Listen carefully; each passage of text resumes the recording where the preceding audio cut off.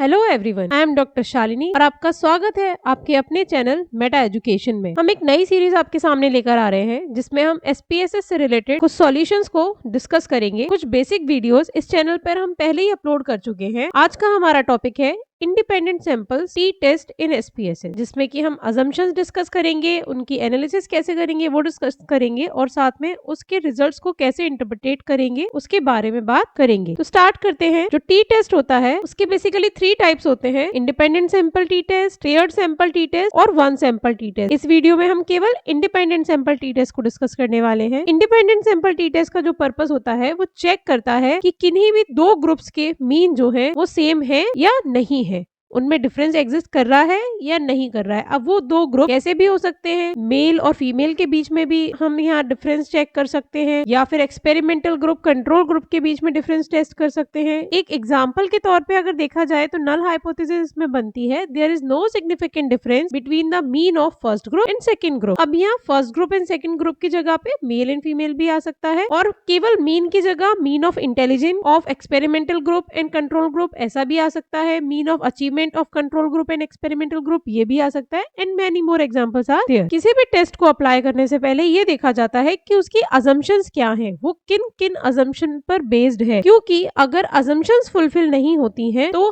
हम उस टेस्ट को बहुत अच्छे से वैलिड नहीं मान सकते उस पर्टिकुलर सिचुएशन में, और उसके रिजल्ट्स को बहुत अच्छा कंसिडर नहीं किया जाता। तो इंडिपेंडेंट सैंपल टी टेस्ट की जो अजम्पशंस होती हैं उसमें पहली होती है कंटिन्यूअस डेटा। जो हमारे डिपेंडेंट वेरिएबल्स हैं, यानी कि जो टेस्ट स्कोर हो गया, अचीवमेंट स्कोर हो गया, वो कंटिन्यूअस डेटा पर होने चाहिए, यानी कि इंटरवल या रेशियो पर होने चाहिए, डिस्क्रीट डेटा नहीं होना चाहिए। कंटिन्यूअस डेटा वो होता है जिनके बीच में गैप एग्जिस्ट नहीं करता, जैसे कि टेस्ट स्कोर हो सकते हैं, किसी की हाइट, किसी का वेट हो सकता है, ये हमारे कंटिन्यूअस डेटा के अंतर्गत आते हैं। सेकेंड अजम्पशन होती है कैटेगोरिकल ग्रुप्स। जो इंडिपेंडेंट वेरिएबल है जिसके आधार पे आप जो डिफरेंस है वो टेस्ट कर रहे हैं, वो उसमें कम से कम कैटेगरीज होनी चाहिए, एटलीस्ट 2 कैटेगरीज वहां पर आपके पास में होनी चाहिए जो आपने इंडिपेंडेंट वेरिएबल लिया है, और वो ग्रुप्स हमारे आपस में इंडिपेंडेंट होने चाहिए, मतलब ओवरलैपिंग ग्रुप्स नहीं होने चाहिए। एग्जांपल हो सकता है मेल और फीमेल, स्मोकर्स और नॉन स्मोकर, एक्सपेरिमेंटल और कंट्रोल ग्रुप एक ग्रुप का एग्जांपल ये भी हो सकता है। तीसरा अजम्पशन है इंडिपेंडेंस और ऑब्जर्वेशन। इसका मतलब होता है कि जो दोनों ग्रुप में, जितने भी ग्रुप आप कंपेयर कर रहे हैं उसमें जो ऑब्जर्वेशंस है, एक पर्सन दोनों ग्रुप में रिपीट नहीं होने चाहिए, वो इंडिपेंडेंट होने चाहिए, और ना उनके बीच में कोई स्पेसिफिक रिलेशनशिप होनी चाहिए। यहाँ रिलेशनशिप से मतलब ये है कि ऐसा नहीं है कि एक ग्रुप में जैसे लोग हैं उसी टाइप के लोग बी ग्रुप में होने चाहिए, मतलब कोई ऐसी खास रिलेशनशिप एग्जिस्ट नहीं करनी चाहिए। तीसरा है नो आउटलायर्स, कि दोनों ग्रुप में किसी में भी आउटलायर्स नहीं होने चाहिए, क्योंकि आउटलायर्स जो है वो रिजल्ट को डेविएट कर देते हैं बहुत ज्यादा सीमा तक, इसलिए सिग्निफिकेंट आउटलायर्स नहीं होने चाहिए। इनसिग्निफिकेंट आउटलायर्स आ रहे हैं तो हम लोग उसको एक्सेप्ट कर सकते हैं। अगला होता है नॉर्मेलिटी। दोनों ग्रुप्स नॉर्मली डिस्ट्रीब्यूटेड होने चाहिए अलग अलग, और नॉर्मेलिटी कैसे टेस्ट की जाती है, आउटलायर्स कैसे टेस्ट किए जाते हैं, ये हमने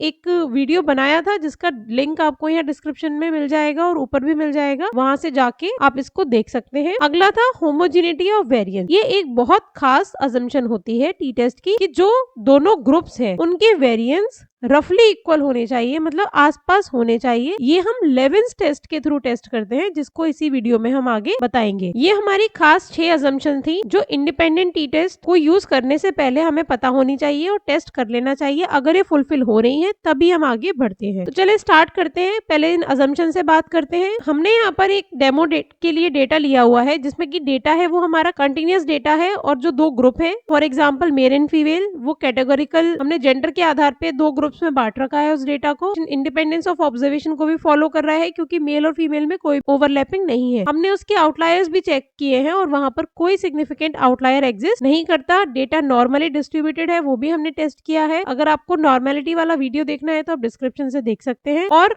होमोजेनिटी ऑफ वेरिएंस को हम अब चेक कर लेते हैं। ये आपके सामने पूरा डेटा व्यू दिख रहा है। इसमें जेंडर हमने लिखा हुआ है मेल एंड फीमेल, और ग्रुप्स भी दे रखे हैं, और स्टूडेंट की आईडी, उनके डिफरेंट वेरिएबल्स के प्री और पोस्ट टेस्ट के स्कोर्स हैं। अब अगर हमें स्टार्ट करना है इंडिपेंडेंट टी टेस्ट, तो सबसे पहले क्या करेंगे, एनालाइज पे जाएंगे। एनालाइज पे जाके कंपेयर मीन्स पे क्लिक करके, और हम इंडिपेंडेंट सैंपल टी टेस्ट पर क्लिक कर देंगे सीधे से। यहाँ आपको एक खास बात ध्यान रखनी है, जब भी आप वेरिएबल व्यू में डेटा या वेरिएबल की डिटेल एंटर करें तो जो कैटेगोरिकल वेरिएबल्स है उनको आपको वैल्यूज देनी पड़ेगी। जैसे कि हमने यहाँ जेंडर के लिए वैल्यूज दे रखी है, इसमें वैल्यू हमने 1 दे रखी है फॉर मेल एंड उसका लेबल है मेल, और वैल्यू 2 दे रखी है फीमेल के लिए। ऐसे ही अगर हम ग्रुप्स की बात करें तो ग्रुप्स में भी हमने for 1 experimental group and 2 for control group दे रखा है। अगर आप ये कैटेगरीज डिसाइड नहीं करेंगे तो आप इंडिपेंडेंट टी टेस्ट नहीं लगा सकते। एनालाइज पे क्लिक करेंगे, कंपेयर मीन्स पे क्लिक करेंगे and then click on independent sample T test. यहाँ पे क्लिक करने के बाद में आपको एक ऐसा विंडो खुलकर आ जाएगा, उसमें से आप जिस भी वेरिएबल का डेटा टेस्ट करना चाहते हैं, जिस भी वेरिएबल में डिफरेंस देखना चाहते हैं, फॉर एग्जांपल मैं यहाँ पर मार्क्स इन मैथमेटिक्स में डिफरेंस टेस्ट करना चाहती हूँ, तो ये मेरा डिपेंडेंट वेरिएबल हुआ। मैं इसको ड्रैग करके टेस्ट वेरिएबल्स में ले जाऊंगी और जिस आधार पे मैं ग्रुपिंग करना चाहती हूँ, फॉर एग्जांपल जेंडर के बेसिस पे मैं ग्रुपिंग करना चाहती हूँ, तो जेंडर को सेलेक्ट करके मैं ग्रुप वेरिएबल्स में ले गई। अब यहाँ पर हमें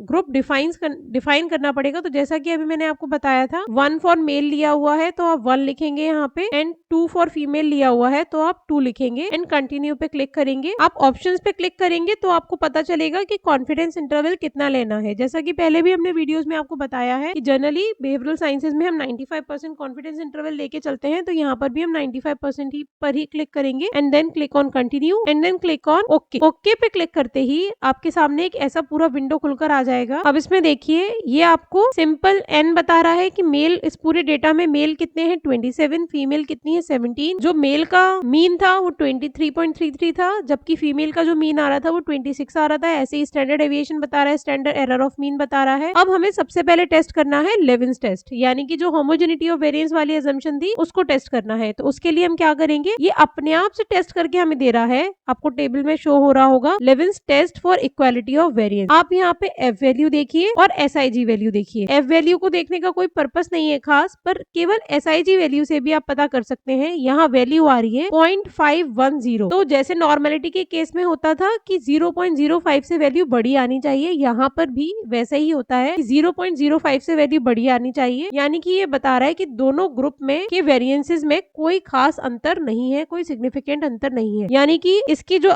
नॉर्मेलिटी की असम्पशन थी वो हमने पहले टेस्ट की हुई थी, वो फुलफिल हो रही थी, और इससे ये पता चल रहा है कि जो ग्रुप्स हैं वो होमोजीनियस हैं, उनके वेरिएंस सेम है लगभग। आप इसको नोट करके रख लीजिए कि जो SIG वैल्यू है लेविन्स टेस्ट की वो 0.05 से बड़ी आनी चाहिए। यहाँ पर 0.510 आ रही है, that is much greater than 0.05। अब अगला टेस्ट आता है, अगर हमारा होमोजेनिटी ऑफ वेरिएंस को फुलफिल कर रहा है, माने जो वेरिएंस है वो इक्वल है, तो अब हम इक्वल वेरिएंस अज्यूम्ड वाली रो को टेस्ट करेंगे, और इस रो में जो हमारी T की वैल्यू आ रही है, डिग्री ऑफ फ्रीडम आ रही है, और SIG वैल्यू आ रही है, उसी को टेस्ट करेंगे। अब यहाँ पे जो SIG वैल्यू है वो 0.291 आ रही है, यानी कि जो सिग्निफिकेंस वैल्यू है वो 2.291 आ रही है। इसके आधार पे हम कह सकते हैं कि जो हमारे दोनों ग्रुप्स हैं उनमें कोई अंतर नहीं है, वो सिग्निफिकेंटली डिफर नहीं कर रहे हैं, क्योंकि T वैल्यू के केस में जो SIG वैल्यू है, सिग्निफिकेंस वैल्यू है, वो 0.05 से कम आनी चाहिए। अगर ये वैल्यू यहाँ पर ज्यादा आती या T वैल्यू भी 1.96 से ज्यादा आती, तब हम कह सकते थे कि डिफरेंस एग्जिस्ट कर रहा है। इस केस में डिफरेंस एग्जिस्ट नहीं कर रहा। अब दूसरा एग्जांपल, अगर लेविन्स टेस्ट ही हमारा सिग्निफिकेंट नहीं होता, मान लीजिए नॉर्मेलिटी भी है, बस